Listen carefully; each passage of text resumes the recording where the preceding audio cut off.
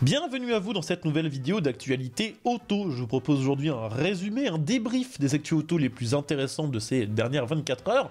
On va parler aujourd'hui déjà un petit peu de Audi qui annonce une montée en gamme, avec toutes les choses que ça implique. On parlera également de BMW qui veut rassurer une partie de sa clientèle en leur expliquant qu'on continuera à trouver des gros moteurs thermiques chez eux pendant encore longtemps. Et on terminera cette vidéo en parlant un petit peu de Dodge, puisque le CEO Matt McAleer a annoncé tout un tas de choses à propos de la gamme actuelle et du futur de la marque, qui déjà montre que Dodge est très à l'écoute de ses clients et qui montre surtout que plus le temps va passer, plus l'écart entre les voitures européennes et les voitures américaines risque d'être gigantesque si les constructeurs européens ne se réveillent pas un petit peu. Donc ce sont les sujets de la vidéo du jour, j'espère évidemment qu'elle vous intéressera. Si c'est le cas, je compte sur vous pour le montrer en laissant un petit like, en vous abonnant bien sûr pour les prochaines vidéos et en laissant un petit commentaire pour me dire un petit peu ce que vous en pensez. Je vous le disais, on va commencer par parler un petit peu de Audi. Audi qui est en train de faire un petit peu comme Jaguar ou comme DS ou comme plein d'autres marques de ces dernières années. Ils veulent tout simplement supprimer de leur gamme les modèles les plus accessibles et se recentrer sur des modèles plus premium, des modèles plus luxueux sur lesquels ils peuvent réaliser plus de marge. C'est ce qu'a annoncé le boss anglais de chez Audi, José Miguel Aparicio. Il a donné une interview pour le magazine Auto Express et dans cette interview il y a pas mal de choses assez intéressantes que je vais partager avec vous. Déjà effectivement le début de son interview est assez cash, il dit qu'ils ont besoin chez Audi de trouver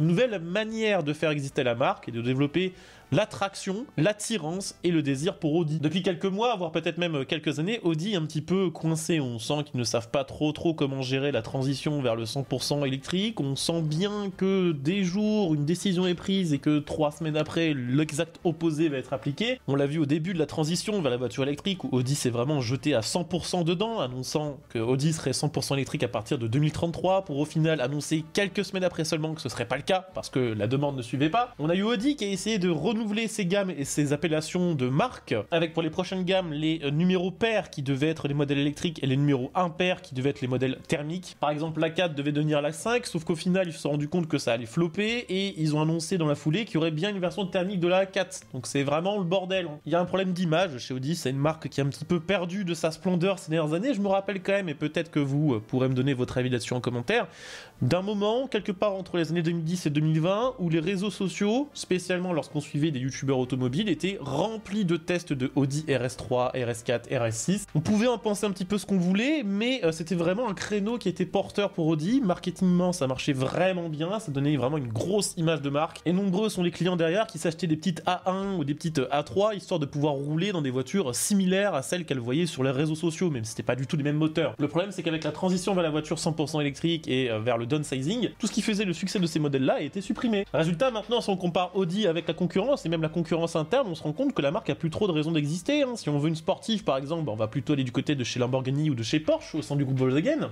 Si on veut quelque chose de plutôt populaire et de bon marché, on va dire, on va aller chez Skoda, chez Seat ou encore chez Volkswagen.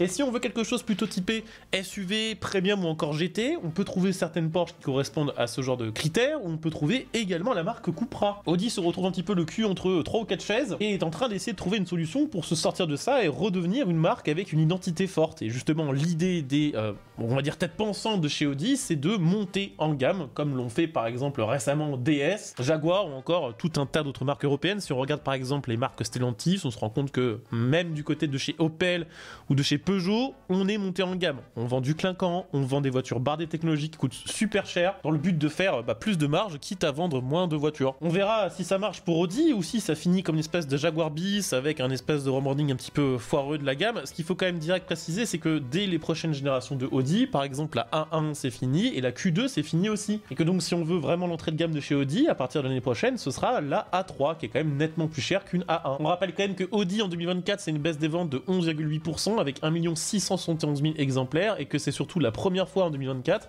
où Audi s'est fait dépasser par Tesla. Et la comparaison n'est pas si stupide que ça parce que effectivement si on veut une berline électrique, il n'y a rien qui pousse spécialement un client à aller acheter une Audi plutôt qu'une Tesla qui sont meilleures en autonomie, en fonctionnalité et en prix. Il est vraiment impératif pour Audi de trouver une solution pour sortir de ce marasme et essayer de remonter un petit peu la pente du premium allemand. Est-ce que cette montée en gamme sera vraiment la solution? On verra. Ce qu'on sait quand même c'est que Volkswagen c'est un gros groupe, qu'ils ont énormément de moyens et que s'ils décident de faire les choses bien avec des bons moteurs et surtout sans couper sur la qualité de production et la qualité d'assemblage, ça peut marcher. Et on rappelle que là on ne parle pas bien sûr d'une transition vers une marque 100% électrique, mais simplement simplement d'une montée en gamme. C'est pas tout à fait comme Jaguar qui a vraiment du jour au lendemain décidé de faire un énorme fuck à toute sa communauté et a des dizaines d'années d'existence. On verra ce que ça donnera. Ce qu'on sait, c'est que dans l'industrie automobile, lorsqu'un changement est fait, un rebranding sur une marque, il faut au moins 10 ans pour s'en rendre compte. Donc on verra en 2035 si Audi est toujours là et si Audi a eu raison de se premiumiser encore plus. Je voulais aussi dans cette vidéo vous parler un petit peu de BMW qui nous parle de ses prochains moteurs. Alors on le sait bien, chez BM, ils ont beaucoup misé sur la voiture électrique, notamment avec la prochaine M3 qui sera également dispo dans une config 100% électrique.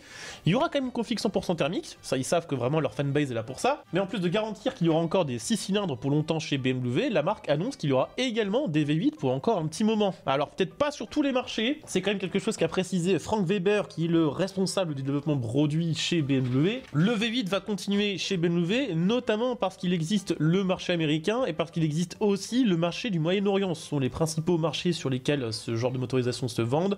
En Europe, avec les histoires de malus, spécialement en France, et avec les restrictions de CO2 à respecter, ça devient extrêmement compliqué de vendre plus que du 2 litres 4 cylindres. Mais BMW le garantit, sur les marchés sur lesquels elle a le droit de vendre des V8, notamment aux États-Unis et au Moyen-Orient, elle continuera de le faire parce qu'elle sait que les V8, même si ce n'est pas forcément la signature de BMW, c'est vraiment une expérience complète qui ne peut pas être remplacée par des moteurs de plus petite cylindrée.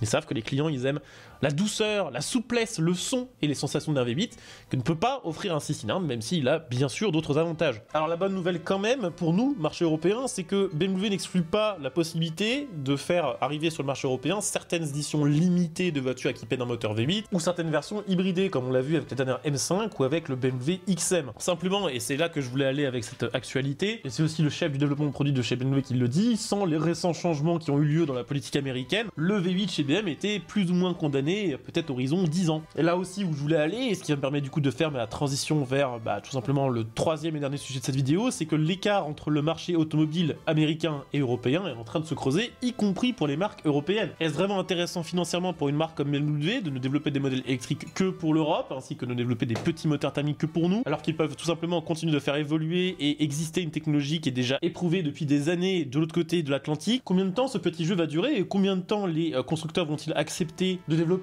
autant de motorisations différentes pour des marchés aussi différents? La question se pose, et justement, pour mon dernier sujet, je voulais vous parler de ce qui se passe un petit peu chez Dodge. Le CEO de la marque, Matt McAleer, vient d'annoncer que depuis que Dodge est en train de se réaméricaniser et que Carlos Tavares a quitté la direction du groupe, alors parler du développement de nouveaux moteurs V8 et du retour du moteur V8 émis sur la Challenger n'est plus tabou. En fait, il l'a confirmé à demi-mot parce que, évidemment, ce genre d'annonce doit être prise avec des pincettes, mais Dodge travaillerait bel et bien sur une version V8 de la Challenger qui, de base, devait être 100% électrique. On rappelle que Stellantis a sorti en urgence une version V6 histoire d'essayer de sauver cette voiture parce que les ventes électriques étaient catastrophiques, mais pour l'instant les versions V6 ne génèrent pas vraiment un entrain fabuleux. Raison pour laquelle Matt McAleer explique que en réalité la Charger là, elle vient d'arriver, qu'on en est que au début et que ce que la clientèle voudra, elle l'aura. Si elle veut un V8, elle l'aura. Si elle veut des voitures propulsion, elle l'aura. Simplement le problème c'est que ça va pas se faire en un instant parce que ce châssis a quand même été pensé pour recevoir un V6 ou un moteur électrique et que le réadapter et trouver la place nécessaire pour mettre le gros V8 émis, ça va prendre un peu de temps. Roulant comme mentionné aux alentours des 18 à 24 mois. Alors bien sûr, rouler en V8 émis, tout le monde ne pourrait pas le faire en France ou en Europe. Ça n'aurait aucun sens. Ce que je voulais mettre en avant, c'est le fait que Matt McAleer ainsi que la direction de chez Dodge ou d'autres marques américaines écoutent vraiment beaucoup plus le marché que du côté des marques européennes. Et on le voit bien sûr aussi avec un autre exemple, c'est une actualité qui date de la même journée. Matt McAleer a également annoncé que Dodge allait travailler sur une petite sportive aux alentours des 30 000 $, une voiture basique mais performante qui permettrait aux clients d'avoir chez eux la voiture du week-end, entre guillemets, la voiture un petit peu plaisir, sans devoir mettre 100 000 $ dans une voiture. Et surtout, il dit qu'il sait que certains acheteurs veulent juste une voiture qui n'est pas forcément vendue avec un tas de technologies embarquées ultra chères qu'on n'utilise pas forcément. Ce serait un move de génie pour Dodge si la voiture réussit parce qu'il y a vraiment une crise sur ce secteur de la voiture plaisir. Dans ces tarifs-là, il y avait Toyota qui faisait un petit peu de résistance, il y avait certaines marques françaises mais ça a complètement disparu. Si Dodge arrive à produire quelque chose de similaire à une Mazda MX-5 par exemple ou une Toyota GR86 mais façon Dodge, ça peut être quelque chose qui est un vrai carton pour le marché américain. Et c'était vraiment ça que je voulais mettre en avant dans cette vidéo, c'est la différence entre la gestion des marques aux États-Unis et la gestion des marques en Europe. Aux États-Unis, on a des marques qui écoutent la clientèle, qui produisent ce qu'elle veut acheter, et on a des marques qui peuvent générer un petit peu d'intérêt, alors qu'en Europe, les constructeurs sont obligés de produire des voitures que les clients ne veulent pas acheter. Et si on redresse pas un petit peu la barre, car si on n'aménage pas un petit peu les régulations actuelles, ou qu'on ne laisse pas justement la possibilité aux constructeurs de créer quelque chose qui va être vendu, ça va être dramatique pour notre industrie. Donc voilà, quand même beaucoup de bonnes nouvelles, le V8 chez BMW, le V8 chez Dodge, ainsi qu'une nouvelle petite sportive qui débarquerait chez Dodge dans les 30 000 $. Audi qui décide de se sortir un petit peu les doigts du cul et de changer un petit peu la façon dont les voitures sont pensées pour essayer de sortir de leur marasme, c'est pas mal. J'espère que cette vidéo vous aura plu, c'est le cas, je compte sur vous pour le montrer, en laissant un like, en vous abonnant et en laissant un petit commentaire. On se retrouve dès demain pour une nouvelle vidéo, ciao!